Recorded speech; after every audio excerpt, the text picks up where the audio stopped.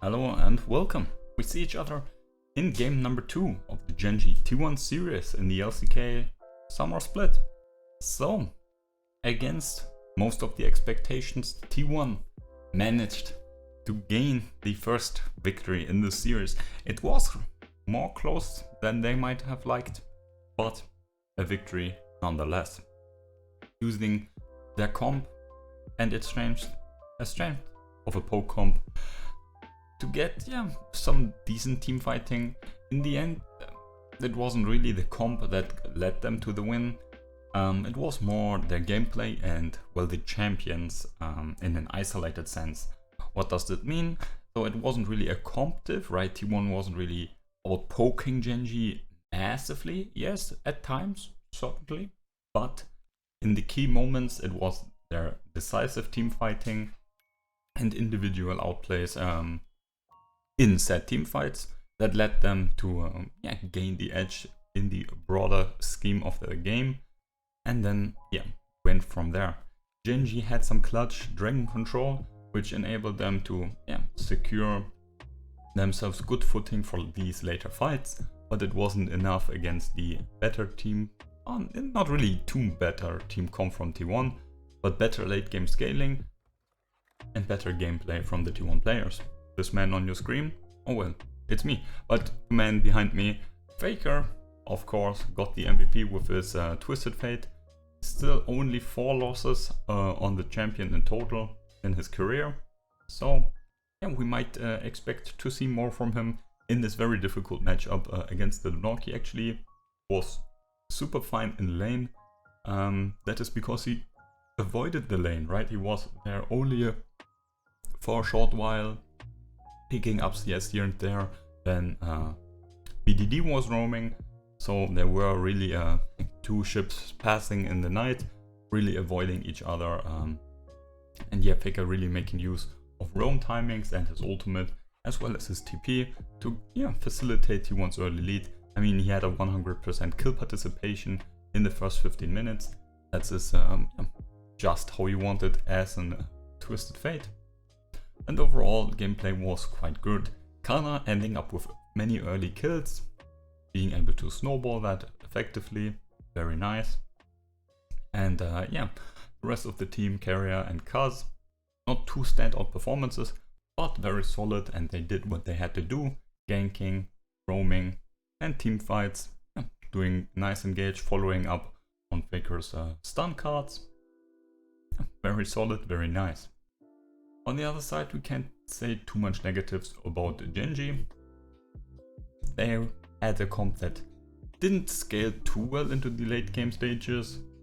Yes, Varus, for example, scales, but he can't really make use of his scaling against the Ziggs. The same thing we see over and over again with, for example, a Vayne into a Varus. Yes, she has the invisibility, but in standard team fights, the range advantage is very much to handle. Also Viego, yes, he got some split push turrets, but T1 let him get these. They had 4 TPs. They could always deal with him if they wanted. But let's get to the draft here. We see T1 changing their bans a little bit, picking up the Azir there instead of the Akali. And on the other side, GENG keeping the same bans. T1 also keeping the same first 3 picks, Ziggs first pick, and then the Jayce and the Leona. So not changing anything. I mean, if you get to play the same champions, then, well, if you won with them, go for it, right? If GENG is not doing too much in the terms of adaptation, that's fine. Yes, if we now look on the other side, we see that GENG has adapted a bit to T1's comp. Let's see, we see that Viego still in top. Viego versus Jayce, not too pretty, but they say now Rascal knows how Canna plays. Let's see how that goes. Clit takes the Volibear away from Kaz. It is a takeaway pick, not only because of game number 1, but Kaz also has a very, very high win rate on the champion. And Lee Sin is not really doing too much in these later fights. Really a bit lackluster in these range to range, poke to poke standoffs. Akali being locked in for BDD this time instead of the LeBlanc. LeBlanc was not really an issue. LeBlanc was doing fine. Yes, not the scaling pick that want, but LeBlanc with the double dash from her W and ultimate can close gaps and can attack these poke champions quite nicely, and just with one dash and Q and dash E or whatever can actually poke a bit. Yes, it is a bit harder to pull off, but at least it is poke. Akali here in this case, they don't have poke at all. But if we look at Genji's comp here, Volibear, Akali, Varus now being locked in, they're not really looking for the poke fights at all. They're, yeah, again looking for a very versatile trade, jack of all trades comp with Varus poke, Viego split push, Volibear team fighting, and Akali also skirmishing.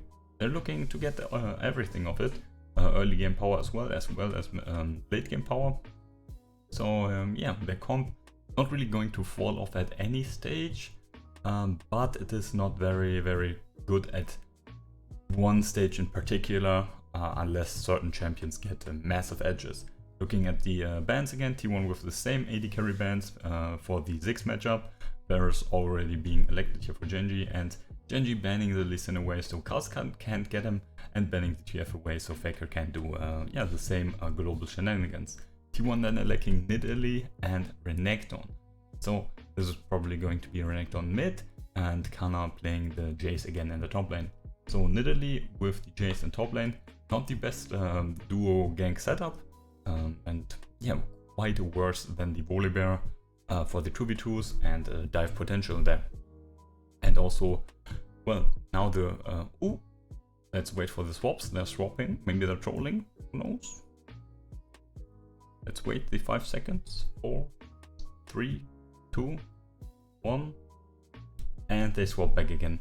So yeah, that's not really a huge surprise. Faker, yes, he can play the Jayce, but for both players, Faker and Canna, well, the Jayce and the Renekton are their champions in each respect, which they are more prone to playing in the LCK so far.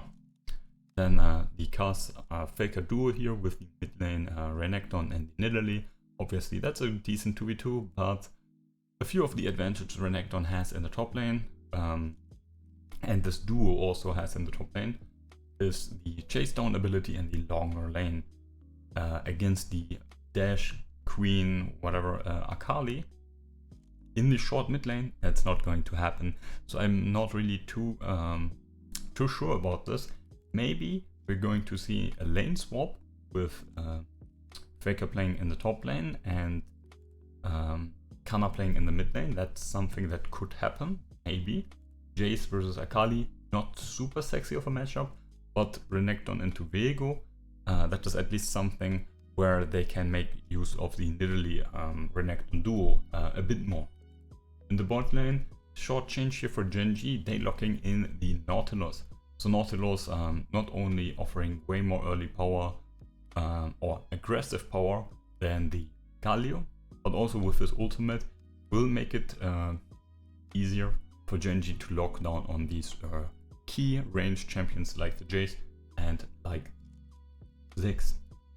So Genji here thinking, okay, so we got the Volibear out of the way and the TF out of the way from Faker and Kaz, getting the Volibear themselves for larger HP pool and straightforward, easy to play engage, getting the Akali to have more dive potential against the backline, and yeah, more threat in a non-standard way. I mean, yes, the LeBlanc can one-shot someone, and yeah, can one-shot one person easier than Akali can one-shot one person, but Akali can obviously do more damage on a AoE, on a larger variety of targets, comparison at least to the LeBlanc.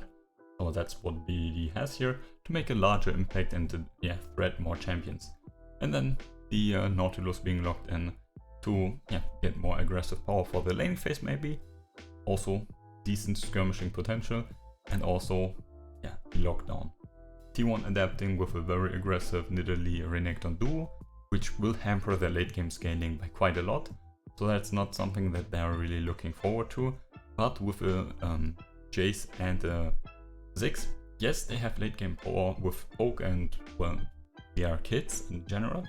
But especially a Ziggs being accelerated can really turn on the heat in any given game, because he can just shred through turrets so easily.